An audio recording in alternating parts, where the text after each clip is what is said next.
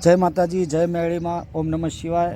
તો આપ સર્વ મિત્રોનું હાર્દિક સ્વાગત છે અમારી મેરડી સિદ્ધ સાધના 2.0 ચેનલ પર। મિત્રો, આજે આપણે વાત કરીશું કુળદેવી વિશે। આજના વિડીયોનો ટૉપિક છે, ચાલો જાણીએ કુળદેવી વિશે। કુળદેવીને પ્રસન્ન કઈ રીતે કરવા? આ રીતે કરવી જોઈએ કુળદેવીની આરાધના, તો કુળદેવી માતા પ્રસન્ન થાય છે। મિત્રો, આપણા હિન્દુ ધર્મમાં કુળદેવીનું ખૂબ જ મહત્ત્વ છે।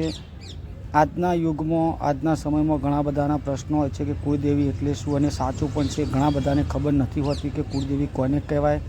કુળદેવી એટલે મિત્રો કુળનું રક્ષા કરનાર દેવ, જે તમારે પેઢી પરંપરાથી રક્ષા કરતું આવ્યું છે, રક્ષા કરે છે અને કરતું રહે છે।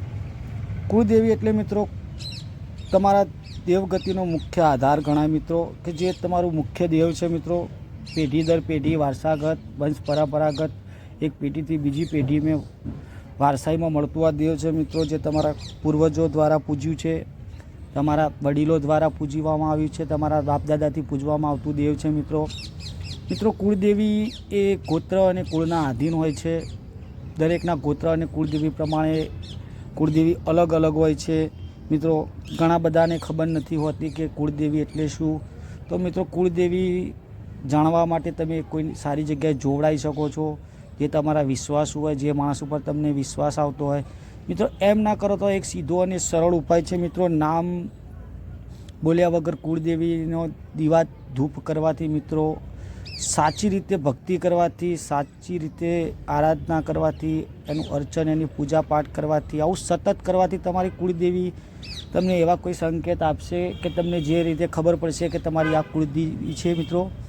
બીજી વાત મિત્રો, કે તમને ના ખબર હોય અમારી કુળદેવી કોણ છે, તો મિત્રો તમારા વડીલો દ્વારા ચોપડે ગોત્ર પ્રમાણે એના લખાણ કરેલા હોય છે મિત્રો।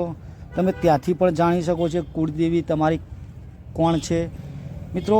એમ ના ખબર પડે તો મિત્રો કોઈ જગ્યાએ સારી રીતે જોડાવો, સારી જગ્યાએ જોડાવાથી પણ તમને ખબર પડી જશે કે તમારી કુળદેવી કોણ છે મિત્રો। કુળદેવી એટલે તમારી પેઢી પરંપરાથી તમારા વડીલોએ પૂજેલું એક એવું દેવ છે, વડીલો દ્વારા પૂજા ભક્તિથી મળેલું આ વારસાગત દેવ છે મિત્રો।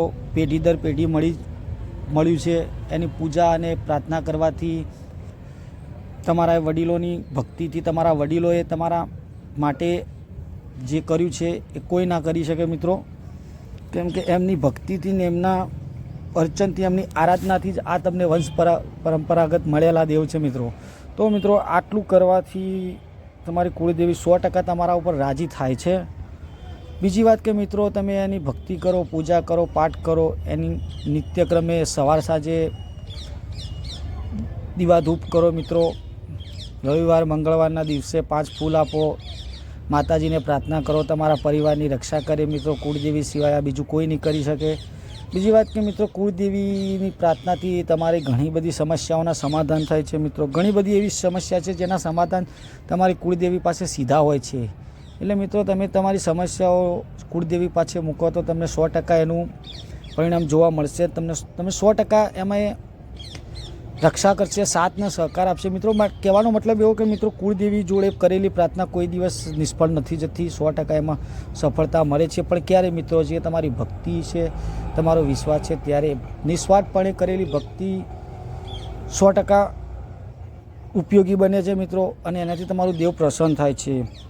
બીજી વાત કે મિત્રો, જે વડીલોને પૂછો તમારા વડીલોની ભક્તિ કેવી હતી, કઈ રીતે કરતા હતા, તો એનાથી તમારી કુળદેવી પ્રસન્ન થશે। પછી મિત્રો, જેમ કે આપણા વડીલો કરતા આવ્યા છે અને કરે છે, હાલે ઘણા બધા સમાજોમાં, ઘણા બધા જગ્યાએ જોયું છે અને જોવા મળે છે કે ચૈત્ર મહિનાની નવરાત્રિ આઠમના દિવસે, આસો મહિનાની નવરાત્રિ આઠમના દિવસે વડીલો દ્વારા હોમ હવન કરવામાં આવતા હતા। આઠમની પલ્લી ભરવામાં આવતી। પલ્લી એટલે મિત્રો નિવેદ, જે દેવને જમાડવાની સિસ્ટમ છે એને નિવેદ કહેવાય મિત્રો। તો આ બધું કરવાથી તમારા દેવ રાજી થાય છે, તમારી કુળદેવી રાજી થાય છે। કુળદેવી રાજી થાય તો તમારા ઈષ્ટદેવો પણ રાજી થાય છે, અને કુળદેવી રાજી એટલે તમારું બધું રાજી। તમારી 100% સમસ્યાનું સમાધાન કુળદેવી જોડે પડ્યું જ હોય છે મિત્રો। ઘણાને એવું હોય છે કે અમારે ભૂવા કુળદેવીના નથી, તો મિત્રો દેવની ભક્તિ કરો, દેવ તમારી ભક્તિથી પ્રસન્ન થઈને 100% તમને કંઈક ને કંઈક માર્ગ, કંઈક ને કંઈક રસ્તો બતાવશે. તો મિત્રો, કુળદેવીને પ્રસન્ન કરવા માટે નિત્યક્રમે, નિત્યપ્રણે સવાર સાંજ 2 સમયે કુળદેવીની ભક્તિ કરો, કુળદેવીની આરાધના, અર્ચન અને પૂજા કરો. દ્રઢ વિશ્વાસે કરો. તમારું ભક્તિ કરવા માટે મનોબળ મજબૂત હોવું જોઈએ. આ કરવાથી મિત્રો 100% તમારી કુળદેવી જાગશે. અને મિત્રો, કુળદેવી જાગતી જ હોય છે, પણ તમને ખબર નથી હોતી કુળદેવી જાગે છે કે નથી. તો એને જગાડો, એને જાગૃત કરો. અને જાગૃત કરવાની સીધી અને સરળ વાત છે ભક્તિ. તમારો 100%નો વિશ્વાસ, તમારી 100% ભક્તિ તમારું દેવ લેખે લેશે જ મિત્રો. અને આ કરવાથી તમને 100% ફાયદા થાય છે. તો મિત્રો, આટલું કરો. સીધી વાત કરીશ, સીધી અને સરળ વાત કરું છું, બીજી કોઈ વાત નથી આમાં. કોઈ બી દેવને રાજી કરવાનો, કુળદેવી હોય કે તમારા ઈષ્ટદેવ, એને રાજી કરવાનો પ્રથમ ને છેલ્લો અને સારો ઉપાય છે ભક્તિ અને તમારો વિશ્વાસ. તો મિત્રો, ચલો આજના વિડીયોમાં આટલું.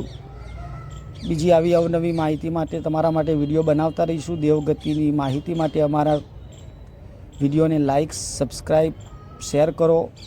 અમારી ચેનલને સબસ્ક્રાઈબ કરો. તો જય મેરડીમાં, જય માતાજી, ઓમ નમઃ શિવાય, હર હર મહાદેવ.